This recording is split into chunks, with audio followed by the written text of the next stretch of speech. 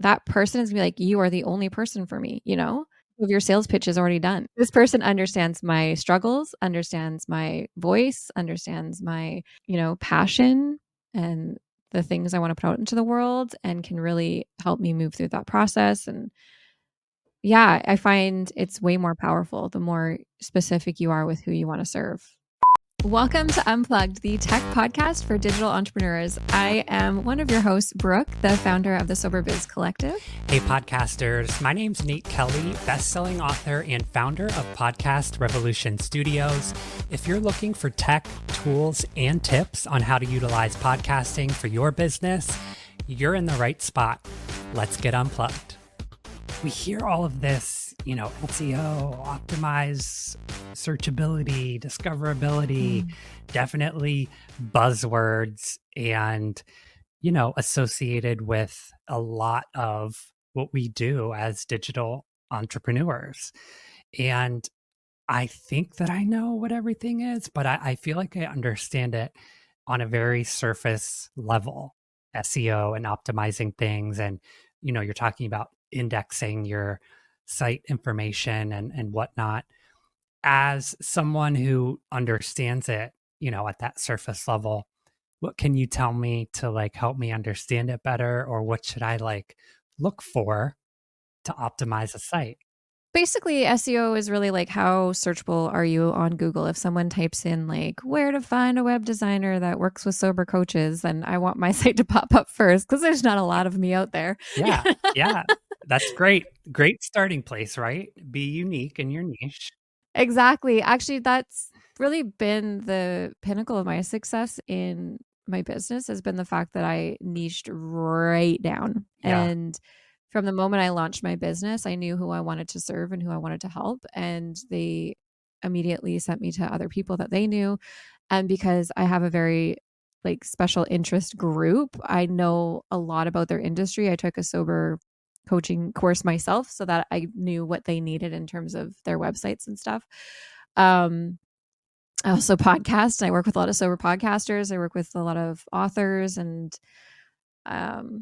just people in the recovery community that are trying to make a difference. People who want to help people is who I want to help, right? I love that. Yep. So spread the love. So yeah, it made it really, really easy at first to get referrals because there wasn't a lot of people specializing in this industry. And that's slowly changing. I've seen a couple more accounts pop up, not so much for web design, but for other services, business services in the sober community, which is really, really cool. But yeah, so for me with SEO, it's having that niche really, really helped me because there's only very few people that would search for, very few options of people when you search for sober business support services. So my name is up there. Registering with Google as your business is really, really important so that you have a Google business account on there. Basically, you just want to tell Google I'm legitimate, I exist, I am real, and I'm not a scam. How do you do that? And have I done that, you think? A great way to do that is to have reputable websites referencing your website. So having a link on Forbes or on a New York Post or something, if their websites link to you, then it gives you credibility in Google. So that will help get you up on the search engine list. Having specific keywords and phrases on your website right on the first page when people hop on, they know exactly what they're getting. And also having people stay on your website and want to scroll down and click buttons and all of your buttons working. Those things are very, very important. That shows Google that this is a real website, that people aren't just clicking on, giving their money, and then they're getting scammed. With Wix, when you sign up for their premium plan, you actually get some Google ad spend. I think you get $200 or something that you can spend on Google ads. Really? And that's a really good way to start driving traffic to your website. Just make sure if you're going to do that, that when the people that you've targeted land there, they can click all your buttons, that they know exactly why they're there. They can navigate your website easily, that it's mobile optimized. Because if it isn't, Google hates it. If your buttons are too close together. Oh, I feel like that's Yeah. sneaky of Google giving the ad spend, because then it's like almost like an audit. Like you're sending people there and they're kind of monitoring whether or not, through the ad, if the website is optimized. I kind of love that idea. Yeah. Hey there, future podcaster. I'm Nate Kelly, and today I'm thrilled to introduce you to something that is going to transform your podcasting journey. Are you ready to turn your passion for podcasting into a thriving reality? Let me introduce you to the Podcast Launch Accelerator. Imagine a 6-month mentorship program where you get personalized one-on-one coaching, an action plan tailored to your goals, and a comprehensive podcast growth blueprint. But wait, there's more. We're throwing in exclusive interviews with industry experts, a professional podcast success toolkit, and access to our monetization masterclass. At the end of 6 months, we guarantee you a spot in the top 10%, appearance on top iTunes or Spotify charts, and a monetized podcast with host read ads. Click the link in today's show notes to secure your spot in the Podcast Launch Accelerator. But act fast. We have limited spots available, and you do not want to miss out on this opportunity.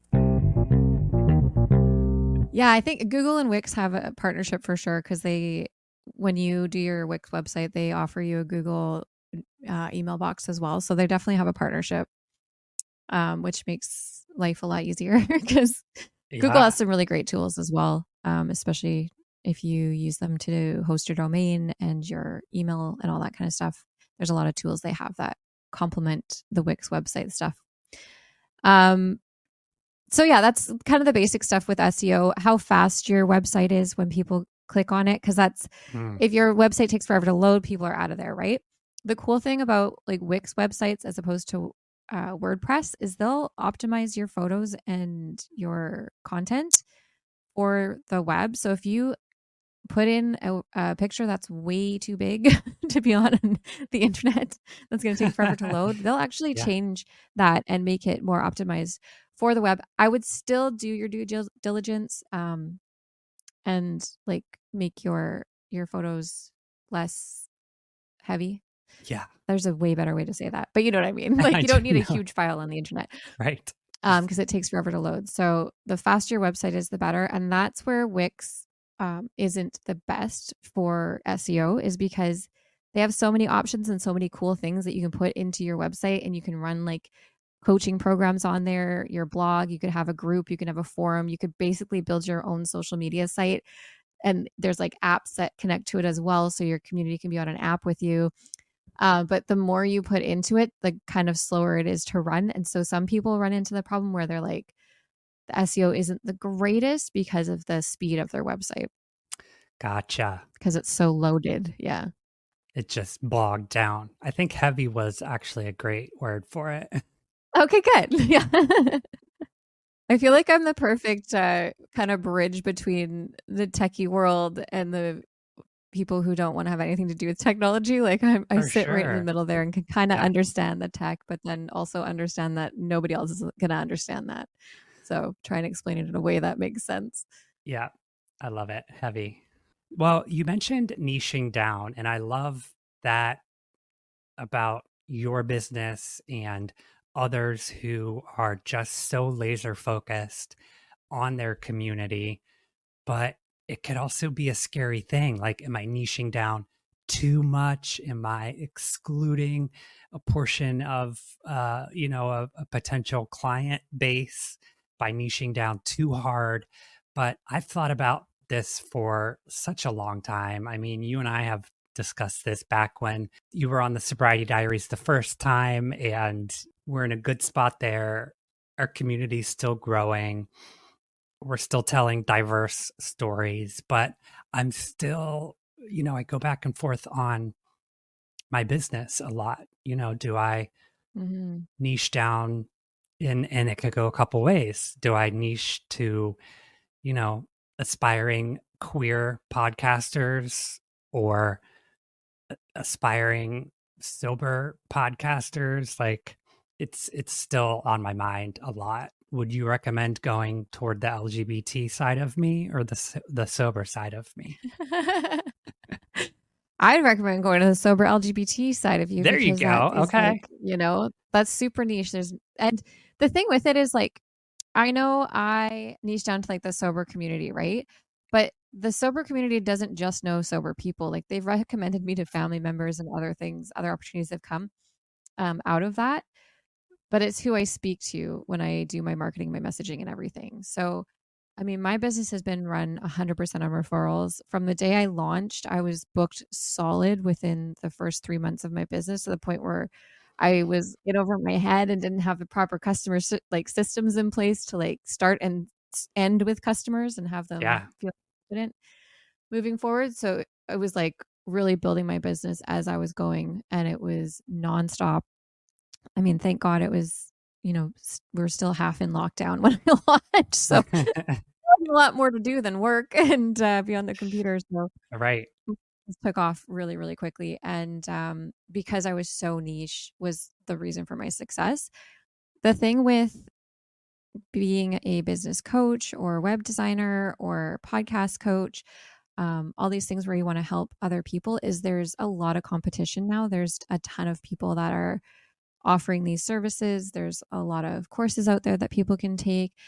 So when they see, oh, I help specifically LGBTQ sober podcasters, that person is gonna be like, you are the only person for me, Yeah. like your sales pitch is already done. Right.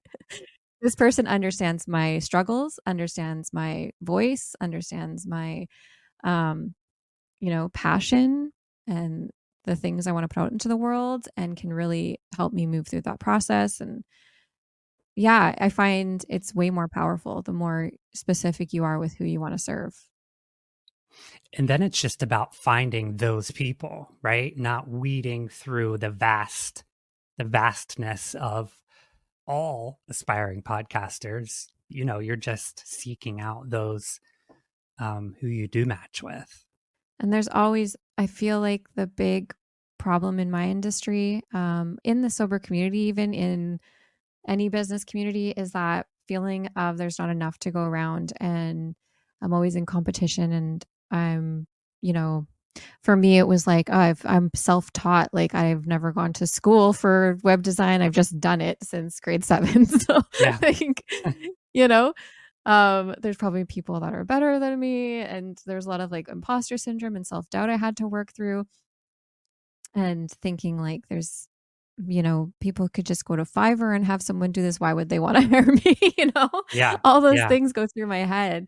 And it took me a while to get here, but I find like the more I let go of that and just allow the people that are meant to work with me and want to like pay my prices, find me, connect with me, work with them. Like I've risen my prices since I started, and that means I've had a lot less customers and clients, and I've made way more money, Yeah. There you and I go. felt way less overwhelmed, and I don't feel that competition. Like I just don't feel the need to take on everybody anymore.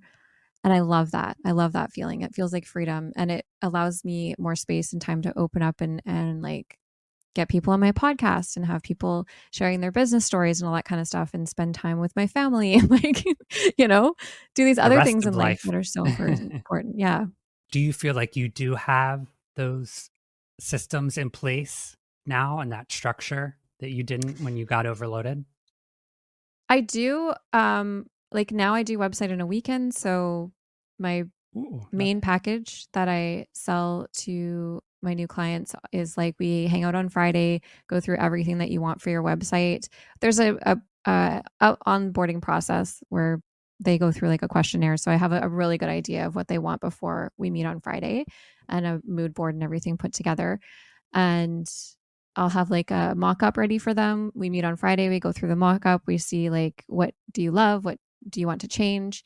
And then it's like a weekend process rather than spending a month with a client. That's so smart. Yeah. And my clients are happier because they get what they want really, really quickly, right? And I love that adage. It's like I can either do it fast, cheap, or you can have it fast, cheap, or done well, but you only get to choose two, Choose right? two. Yeah. so, so I do it fast and done well, but I charge more. As you should. Yeah. Yeah. And I probably should be charging even more than I do, but just because of the community I'm helping, like I really want to make it something that's accessible. Well, I feel like I've just been grilling you the whole time about your business, but that is so helpful to have kind of both of our backgrounds. And, it marries the digital entrepreneurs and the podcasters, and it's something important. So, What was it like for you when you started your podcast and then you got your own website? Like you really Frankensteined, and I think a lot of us do that when we start totally. our businesses. It's just like I want to figure out as little things I have to pay for right now, and I'm just gonna put it all together so I can get it out there. And especially Yes. us like tech savvy podcaster types, we can do a lot, with a Yeah. very I little, very wasn't resourceful scared. people. Very Yeah. resourceful. Podpage. Have you heard of Podpage? I have because of you. Yeah. Yeah. So it's like kind of like a Wix or a Squarespace, but it's very um not dumbed down, but it has a lot less capabilities. But it's a way to get a website up and a way to build a brand in the beginning. And I think it's probably born out of this idea that we started this episode with. Podcasters need a place for their listeners to go to. So actually, Matthew Passy, when we did the cause pods way back when, and it was the week of launching the Sobriety Diaries, and he was like, "Do you have a website yet?" And I was like, "Well, no." He was like, "You need to get a website up now before your first episode launches." So I was like, "Oh, okay." He was like, "Go to Podpage. It's easy. You kind of pick your template, you pick some brand colors, you upload some photos and your RSS feed, and it automatically imports your episodes as they release. um, it has your artwork and your brand colors, and just creates you can choose like the ending of the website domain. So it would be like podpage.com/the sobriety diaries. And it's a way to create that landing page, if you don't want to Mm. necessarily use a Facebook group or really get into developing a website on Wix or Squarespace. So that's what I had probably for a year until you and I worked together the first time. There's no real analytics though, or any way to kind of optimize or understand any of your website traffic or anything like that, as far as I remember, or maybe I just didn't dig into it enough. Um, but it is a super user friendly way for, if you can get your podcast on the air, you can certainly have a functioning pod page. So check out pod page too if that's the route you want to go. We'll link everything in today's show notes. But I was happy with it for the first 9 months or a year. Oh, I love that. Yeah, I use a Square up, the little Square square up. thing that you bring to markets. Before I paid for my website, I Yes. used like their free like appointment stuff because it could link to Instagram. And at the time, there's only a couple things that could link to Instagram with a booking button. I made a website through Canva and I just like redirected my I've done GoDaddy that link too. to it. And like, like Yes. you do what you can until you can Resourceful. get a couple clients under your belt and start like making some money, some income so you can invest in things like a website. Um, but yeah, I think having it is really important. And if you're not there yet, that's okay. But eventually make it a goal. Make it a goal for sure. And choose a domain. Choose a domain that you can grow with. I've made the mistake of buying domains that are too specific and Mm, that don't necessarily represent my brand as it grows. So then I've had to kind of purchase additional domains, which I guess is okay as my brand grows and changes. I've always gotten them from Google Domains, but I logged in a couple of days ago to check like my DNS on one of the sites, and it said that all of Google is transferring to Squarespace or something like that. Have you seen that? Oh, I have not. Like Google domains will not exist after I think June of this year. They're like Oh, transferring wow. everything to Squarespace. I gotta log in. Yeah. Yeah, check Actually, I it. do remember hearing something about that. Yeah, I'll dig into that more. I don't know if anyone else is having this problem, digital entrepreneurs out there, if you can leave a comment or do whatever you do, but does Gmail eat your emails? Because I find often people will send me things and I won't see it unless I specifically search their name. Like it just doesn't come up in my feed, my mail feed. And then I notice they do have an all mail function. So I'm like, why are you just picking and choosing what mail I see Yeah, I want to see on my all the phone? mail all the Yeah, time. like show me That's everything. weird. Does your inbox have the tabs like social Yeah. promotions? Huh. Yeah, I've not had the best luck with my specific domain email, like at Podcast Nate. I've not had the best luck Yeah. with it. Sometimes outgoing messages bounce back. Like you had that issue for Yeah. ever. Like I'm having that Yeah. problem right now, and it's just frustrating. So I don't even fucking use that email. It I'm was just like, so screw it. embarrassing too.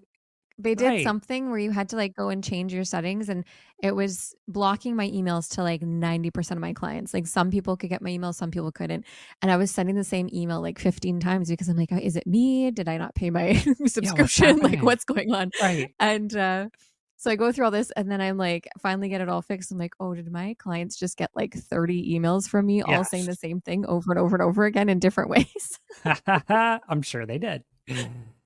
Yeah, and then I end up emailing them from my regular old Gmail, which is like just weird and also questionable, you know. I just Yeah. feel defeated by Gmail at the current moment. We should look at some new email providers and see if there's anything like new and Mm, up and coming. yeah, Because good Gmail's really call. had the business. Well, it used to be Yahoo was the big one you buy your business Yes, emails from, and then it turned into Gmail. And I they've know Microsoft is monopolized. trying to, yeah, Microsoft's trying to get in there with GoDaddy. You can get I believe it's Microsoft email with them, and it seems a lot more affordable. The only thing with Gmail is you get the G Suite, the workspace, and Yes, then you have right. like forms you can create and um, The you can use their drive. Meet, the Drive, yeah, all that kind of stuff I find really useful. So, plus your YouTube channel. Yeah. Oh yeah, your YouTube integration. There are definitely perks. Yeah. But man, just clean up those errors with your email. I do have a tip for YouTubers that are starting a Ooh, podcast is to use a regular old Gmail address and not your business to launch your YouTube, because what I ran into was down the road when we decided to close our business and not pay for email ooh, anymore. yeah. I've got an account sitting there I don't know how to log into anymore. So Well, damn. Yeah. yeah, so just use something like a free Gmail, and then you can change it, the title and everything down the road if you decide to change your business and not pay for your fancy email anymore. Hot tips from Brooke. Good tip. Hot tips. Here we go. Hot tips. Well, I feel like that would be a good transition for Tech Talk today. Thank God. This has been something that Brooke's been talking about now, I think probably since like episode 1. Um, and she's finally got it, ladies and gentlemen. Take it away. I've got the stick. So There she is. yeah, so this little Rode Wireless Go 2 that is the gift that keeps on costing me money. I